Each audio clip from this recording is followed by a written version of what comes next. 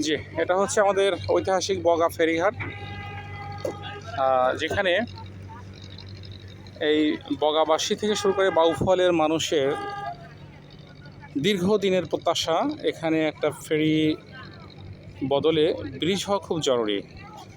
প্রায় 5 থেকে 7 লক্ষ লোক বাউফল, দশমিনা, কালাইয়া, বগা, কাছিপাড়া সহ আশেপাশে অত্র এলাকার সমস্ত মানুষের প্রাণের দাবি ছিল এখানে একটি ফেরির বদলে ব্রিজ হওয়া জরুরি। গত 2 সপ্তাহ আগে আমাদের সেতু মন্ত্রী এসেছিলেন, রবুল সাহেব।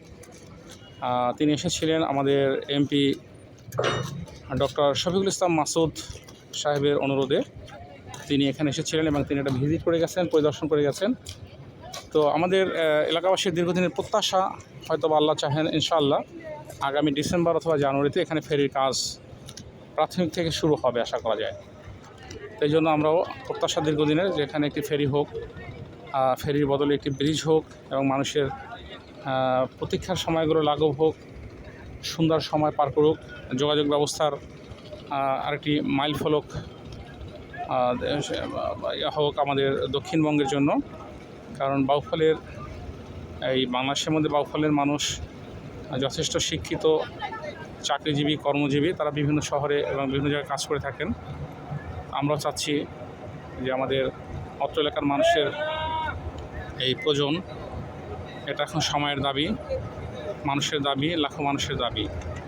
এই ব্রিজটি খুবই দ্রুত কার্যকর হবে বলে আমরা আশা করি এবং আমরা প্রত্যাশা করছি এখানে খুবই দ্রুত এই কাজটি সম্পন্ন হবে।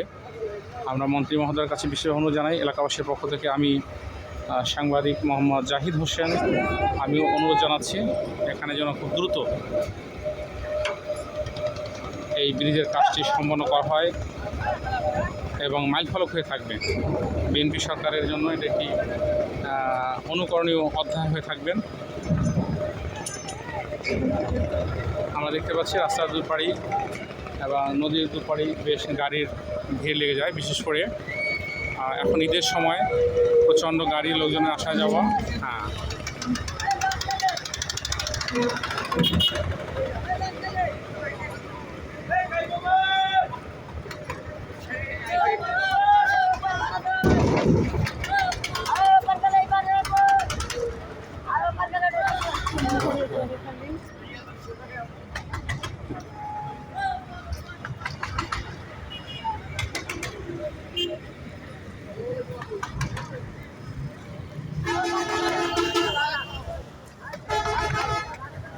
আমাদের প্রত্যাশা, কামনা ইনশাআল্লাহ আমাদের এই ফেরির কাজ খুব শীঘ্রই শেষ হবে ইনশাআল্লাহ। আমরা সরকারের সদয় দৃষ্টি কামনা করছি। আসসালামু আলাইকুম ওয়া রাহমাতুল্লাহ।